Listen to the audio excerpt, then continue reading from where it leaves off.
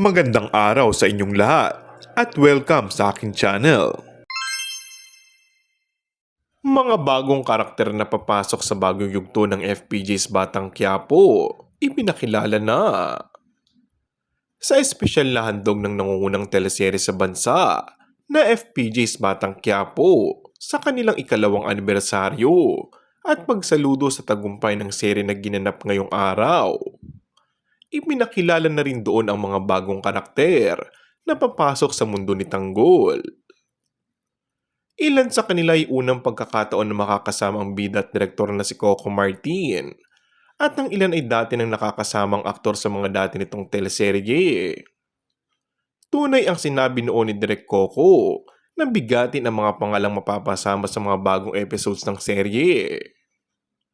Sila ay sina Jake Cuenca, Andrea Brillantes, Jillian Vincencio, Miss Angel Aquino, Miss Charmaine Buencamino, Paulo Paraiso, Albi Casino, Miss Chanda Romero, Miss Celia Rodriguez, Mr. Juan Rodrigo, Mr. Dante Rivero, Mr. Michael De Mesa, at Mr. Albert Martinez. Mismong si Coco Martin ang nagsabi na bigating talaga mga bituin na sasama niya sa bagong yugto ng serye at talaga namang hindi binigo ang madlang people.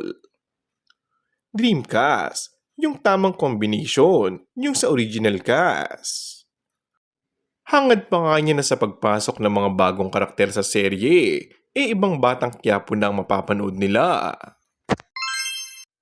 And that's all for our today's video. Kung bago ka lang sa aking channel ay mag-subscribe at pindutin na rin ang notification bell. Maraming salamat!